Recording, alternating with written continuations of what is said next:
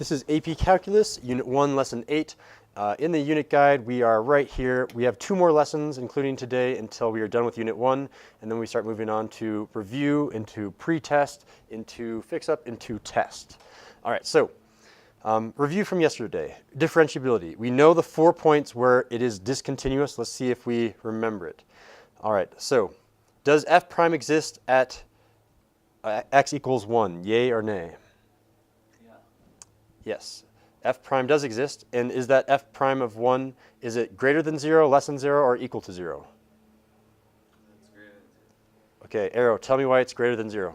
Because the slope is increasing. Yeah, the slope is increasing. If I were to draw that, the tangent line in red, that tangent line would be positive. It would be greater than 0. All right, and next question, f prime of 2. Does that exist, first of all? Yes or no? All right, and then what is f prime of 2 equal to at this point? It appears to be equal to 0. It appears to be equal to 0, and I would agree with you. It appears to be equal to 0. All right, we'll give this next one an arrow. F prime of 3. Does it exist, first of all? Yes. And greater than, equal to, less than 0? Less than 0, perfect, yeah, because the slope is starting to go down here. All right, this point here. Anyone can answer. F prime of 4. I can do this right here. F prime of 4. You're saying negative? Does not exist. Oh, does not exist. Yeah, so this one does not exist. Arrow, tell me why.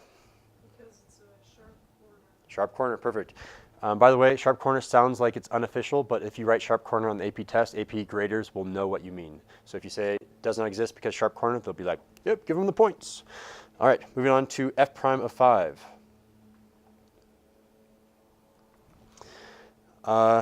Greater than, less than, equal to 0 doesn't exist. Which of those 4 options for f prime of 5? Does not exist. Why? Because there's a hole right there. Hole, yep. So I should be writing the reason up here. Testing, testing. All right, got that on video too. So this one doesn't exist because sharp corner. Sharp corner. This one does not exist because hole. All right, what about our last and final one, f prime of 6? We'll give this one to Arrow. Does not exist because endpoint. Perfect, well said, yeah, does not exist because endpoint. Yeah, half of today is this is the first slide. Second slide is what we're actually talking about, the mean value theorem. So we have, this is going to be our third and final theorem, I believe. Oh no, oh yeah, so it is our third and final theorem, and then we'll talk about them more tomorrow. So MVT, mean value theorem. You write it once, you're good. AP graders know what MVT is, so you can just write that on your test as well. I know what MVT is, so if you say it's true because of MVT, that's perfect. So for the notes for this one, let's go ahead and make a graph with arrows. All right, and I'm going to do a line that starts here, comes down, comes up, and comes over here. All right. That's all I really want to do for the setup. Once I see the pen or pencil stop moving, I know that you're done with the setup. You don't have to lay it down if you don't want to. Okay, but you can. Okay, so question for you guys. Average rate graphically, how do you represent that? Between my start point and my end point. Let's say that this is my start point. This x coordinate here is, not x, this x coordinate here is A. This x coordinate here is B. Graphically, what do I do to show the average rate? Draw a line between them. What type of line is it? A secant. It is a secant line, yeah. So draw a secant line. I'll do a secant line in black. All right, so regurgitate, Arrow. What is this thing? What does this line represent, this secant line? Is the average rate of change between points. Yep, the average rate. And it's between A and B, between those 2 points. Well said. Okay, so that is the average rate. Let's talk about the mean value theorem. It's going to prove something about average rate. And I guess we should start by making sure that we know what average rate is for the formula. So formula for average, we'll say average rate like this. So the average rate. The way that we find that, I could again review. I think Ben answered this a few days ago. We'll give this one an arrow. Let's see if you remember this one too. Average rate formula. It has F's and B's and A's in it. F of B minus F of A over B minus A. Perfect, yep. We all need to have this memorized. That is average rate. And what is, I wish I had more room. I kind of didn't plan very well for this. Instantaneous rate. Okay, I can spell instantaneous rate. What is the symbolic way that we say instantaneous rate? Anyone can answer this one. Is it F prime? F prime, yep, of whatever, right? So I'm just going to say some point in between A and B. Let's say that C is defined somewhere between A and B. The mean value theorem. It basically says if I have an interval, A and B, if I have a C, some point in between A and B, then this average rate must be equal to the instantaneous rate at least once. So if I were to star this, I would be rewriting essentially the whole thing. The star is that these two things are equal to each other at least once. At least once. It could be more than once. But in order to prove that, we need these two things. Well, I guess you only need one thing, and you'll see why that is. What do we need to prove this theorem? We need only one thing. We need it to be differentiable.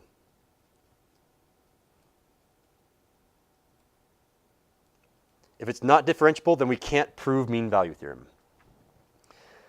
And I would like to talk about that for a second, but not right now. We need it to be differentiable. If it's differentiable, then what else do we know about the function? I briefly mentioned this yesterday or the day before that. Differentiable, I think it was the third definition of differentiable, it doesn't have these four things. Doesn't it have? Is it discontinuities? That's what I'm looking for, yeah. It doesn't have discontinuities, which is a double negative. It doesn't have discontinuities, which means it is continuous. If it's differentiable, then it's continuous, and we can write that on the sides. If it is differentiable, it implies it's continuous. So when I say it needs to be differentiable, I'm really saying it needs to be continuous and differentiable all at the same time.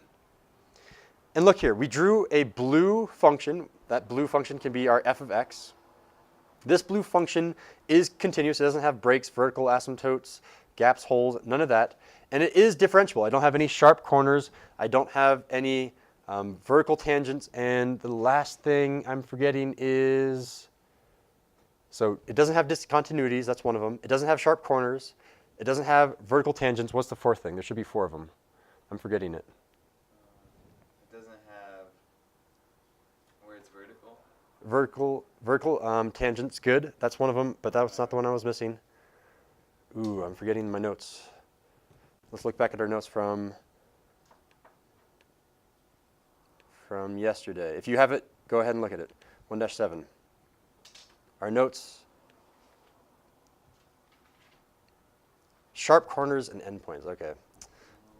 That's what I'm looking for. This one does have endpoints, so let's assume that this function continues on and on so that we don't break that.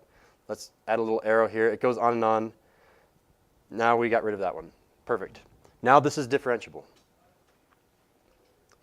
Okay, so it needs to be equal. And this is what it looks like graphically. This slope of the line, I can draw a line that's tangent to the curve at least one other point on this graph that has the same slope. Can you find where it is? Is it tangent right there? No, that slope looks like that. Is it tangent right there? No, that slope is a little bit too, not steep enough. Where on here can you find something with the same slope that's tangent to f of x as the average rate? The same slope as the average rate somewhere along f of x. Can you see it? You guys see it? Yeah. Go ahead and draw it on your notes. I think it's right about there for me.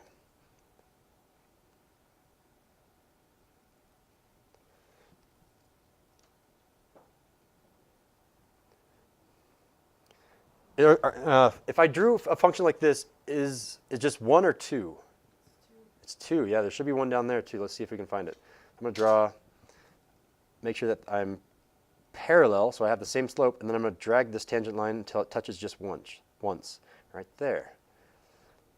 So there's the other point of tangency. Yeah, so there's 2 representations for this. There's the symbolic, which is saying that the average rate, the symbolic version of average rate, is equal to the symbolic version of instantaneous rate. But graphically, this slope of the average rate is repeated somewhere on the points of tangency of f of x. So we see the graphical representation, we see the symbolic representation. Are there questions about mean value theorem? Let's move on to, let's play around with it. Let's see if we can break it. I don't want to add this to our notes, but we still want to record this. Let's see if we can break the mean value theorem. Think of a function that won't work. Think of a function that won't work. And we'll try it out. You might be wrong, you might be correct. Could be a piecewise function with a sharp corner. Yeah. Not continuous though. So, and I still want to analyze it. So Arrow and Ben, you're both right. So it's not continuous if you do that. Maybe I should do these small. Let's do like a bunch of small examples. So something that has a sharp corner. So let's look at this function here where it goes up and then all of a sudden it comes back down. So again, you're not drawing this. I'm just doing it for the sake of trying to show you what's going on.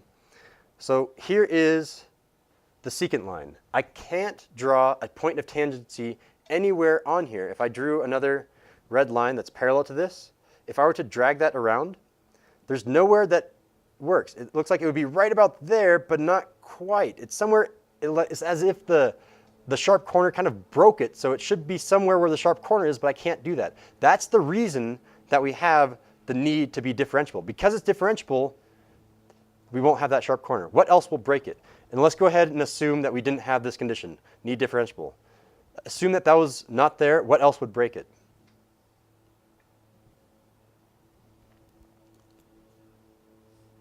If you have like a hole. Well, it depends where it is, but also.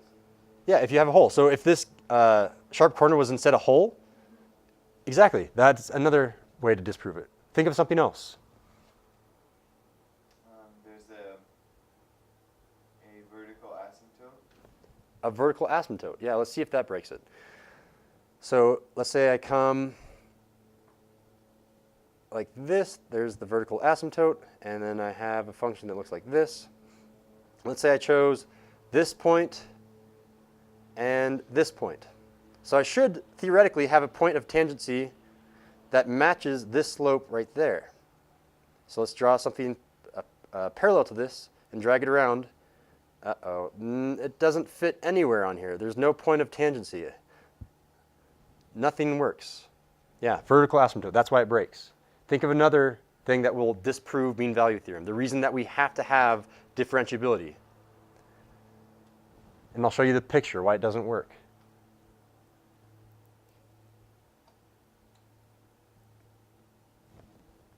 It doesn't seem like endpoints would give too much, but I don't know. Yo, Let's- is it?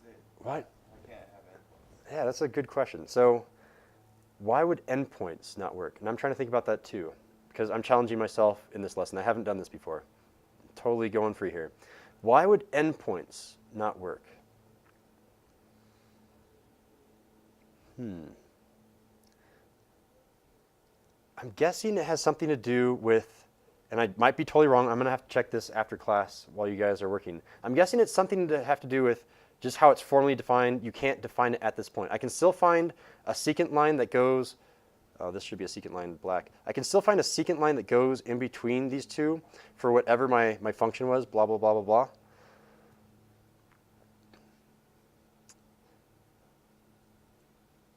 I'm thinking this has something to do with it. Maybe let me try drawing the line like this. So if I came down like this and had a filled in point there, would this break it? Because now I'm just looking at endpoints instead of a function. This is really a gap though. It's not really endpoints. Yeah, that's a discontinuity, so that it would still fall under a criteria where it wouldn't work. Yeah, but why is endpoints weird? Why is endpoint? Maybe endpoints don't break it, but it is still a type of differentiability. I don't know if it does break it. Yeah, that's a good one. I'll have to think about that one. Keep thinking. What is it? The thing is, you can't find, there's no tangent at an endpoint. Oh, okay, yeah. No, you solved it. Yeah. So let me try drawing the picture of that. Good job, Ben. Yeah, thank you. Am I gonna? No, I don't want to do that. Let me copy this one.